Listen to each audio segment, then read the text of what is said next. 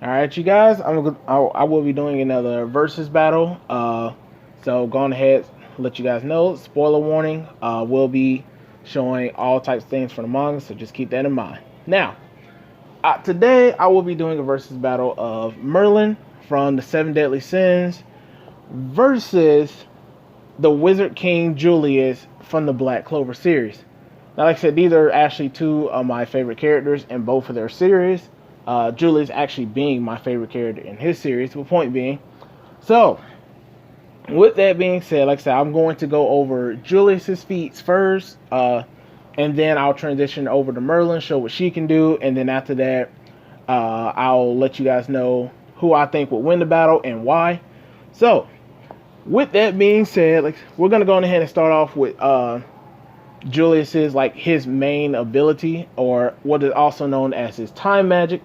With his time magic, he is given the ability to speed up or slow down or even accelerate uh, whatever he wishes. He's actually shown to be able to accelerate himself and accelerate other people's magic, or slow it down if he needs to.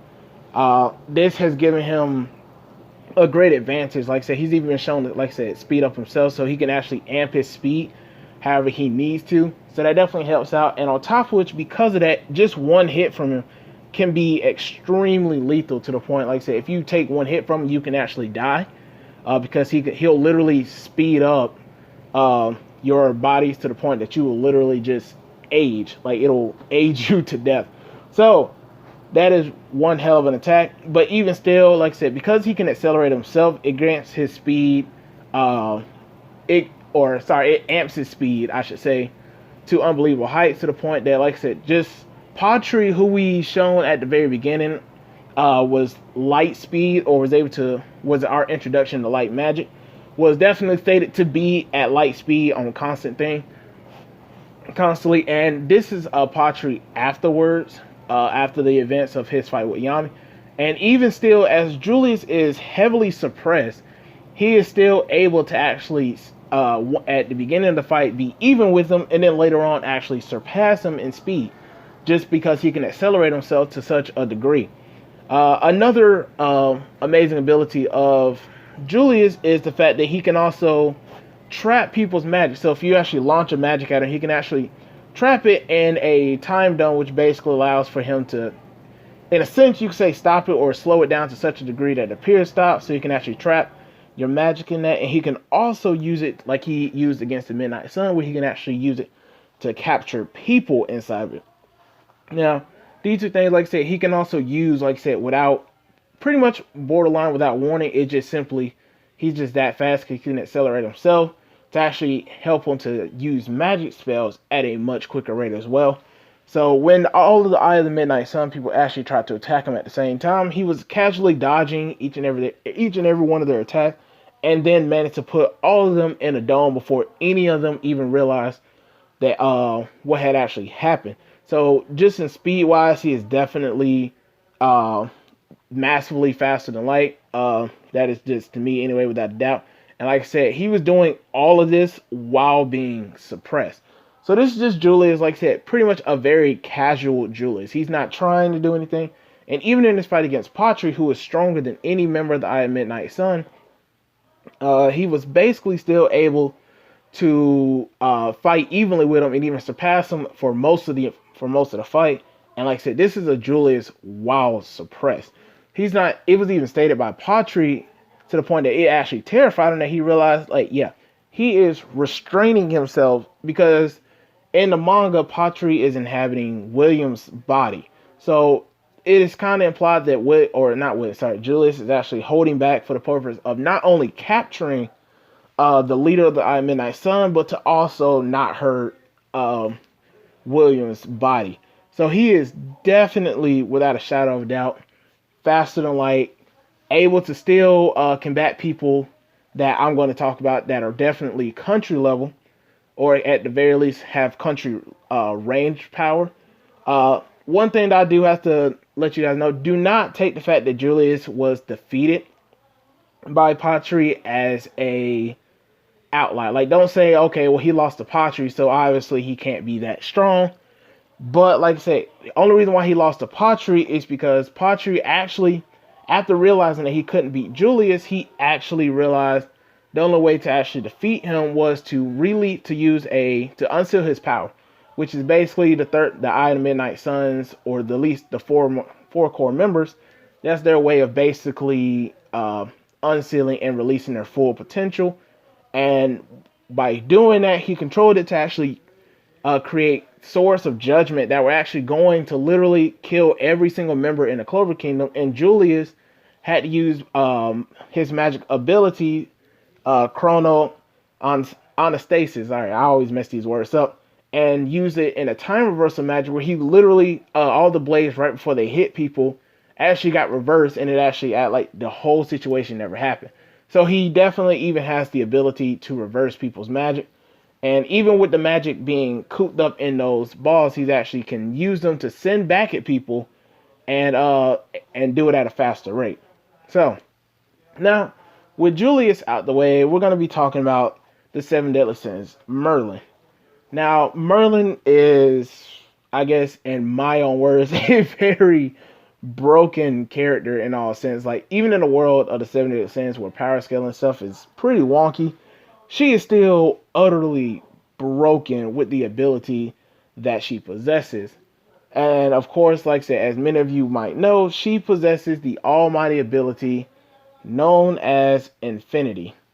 And like I said, Infinity is extremely broken. Like, there's just nothing reasonable about this technique. Now, okay, so with Infinity, essentially what it sounds like, it's exactly what it sounds like. She actually has the ability to basically cast a spell once, and it'll continue for all eternity without causing her any form of magic power. So it's almost like Merlin already has a near limitless amount of magic power that she can use. But with her ability Infinity, like I said, it doesn't matter what she does, no matter what spell it is, including stopping time itself. As long as she casts a spell, it'll actually happen for all eternity until she herself decides to cast it off, or of course someone actually somehow destroys her spell. Now, I'm gonna bring in Zeldris into this situation because Zeldris is a perfect outlier, or not outlier, but perfect opponent to actually show just how capable Merlin can actually be, and he's just a starting point. Now, Zeldris is definitely by no means weak. In fact, he actually has a ability known as Omnilus Nebula that allows him to basically swirl his darkness and use his vast knowledge of swordsmanship to actually swirl around and attack anyone that gets sucked into it at a speed faster than light. Now, Merlin was still able, which the first time she was caught off guard, but after a while she actually understood how to get used to it, and she was able to constantly teleport away from it without getting hit. So she was definitely able to, at the very least, react to light speed attacks. On top of which, these two demons known as Chandler and Cusack, who are leagues above Zeldris, were also unable to actually defeat Merlin. Now, the reason why this is impressive is because Merlin was able to basically find a weakness of those two. She basically used the seven deadly sins equivalent of a mana zone to actually allow for her to manipulate all of the mana that was in that area and essentially attack them without her having to bring forth it herself. In other words, what she did was Cusack and Chandler, anytime they move, try and cause a spell or just speak for that matter, they're instantly hit by a magic that they are most vulnerable to, and it's constantly getting amped up through each and every attack. Now, the reason why that is impressive is because, like I said, Cusack and Chandler are beyond Zeldris. Cusack had a power level of 168,000, and Chandler had a power level of 173,000. Now, what makes this really impressive is the fact that most notably Cusack in this situation, Cusack, like I said, was stated to be above him, and he is actually the teacher. Both of them are the teacher of Zeldris and Meliodas, Cusack being a teacher of Zeldris. And he actually taught Zeldris the ways of the sword and actually taught him how to actually fight. So Zeldris, even Cusack, who taught Zeldris, who can move faster than light, couldn't do anything. And Chandler was in the same boat, but Chandler is actually at an even worse disposition because Chandler taught Meliodas, and Meliodas has the ability known as full counter, vanish counter, and all those abilities. Now, what full counter does, literally any magic that is directed at you, you can send back with more power. But these attacks are coming at them at such rapid succession and at such speed that even Chandler couldn't do anything to actually use full counter. He couldn't react to it in any form or fashion. The one time that he actually tried to, when he didn't even know where the attack was going to happen, he tried to use absolute cancel, and immediately, before he could actually activate it, the spell hit him, and he couldn't dodge, he couldn't do anything to it. So, with that being said, like I said, Merlin was able to body both of them at the same time on top of that. So, with both of their abilities and stuff really being called into action, kind of going over a brief overview of some of the things they're able to do. Of course, like I said, it's time to get down to the actual winner, you know, who wins, who loses, whose abilities can go above the other. And I may get a lot of slack for that, but in all honesty, I'll have to give this fight to Merlin of the Seven Deadly Sins. Now, I know a lot of people are going to say, oh no, Julius is so much stronger, he's faster, yada yada yada. But one, he's honestly not really much faster. Merlin, like I said, is still able to react to people of those speeds. But the most notable situation, in my opinion, that Julius is going to have to face is the fact that Julius only uses one magic, and that magic is time magic. That, to me, is the main reason why I have to give this battle over to Merlin.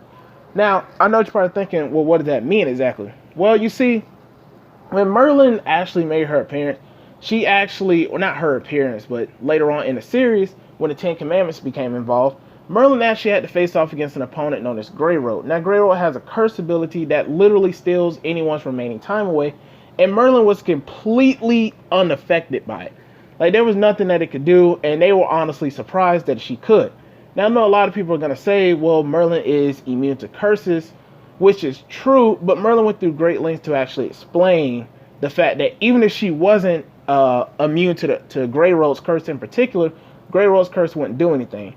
Now, Grey Road's curse, the reason why I say it goes against Julius, is because it works very similar to Julius' magic, where if you get hit by it, just simply ages you up to the point where you basically look like how Patri's arm did, but you would actually be dead by a certain point.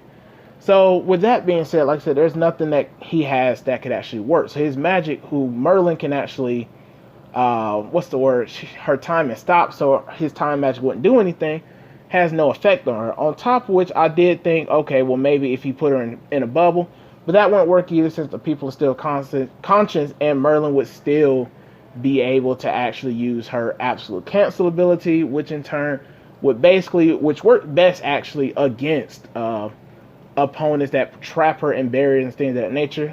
But absolute cancel actually severs the link and will actually disrupt any form of magic that she is trapped in. So since she would still be conscious and she has not shown that she needs any movement or anything, she would definitely be able to simply erase the barrier that he got put in. So there's just nothing that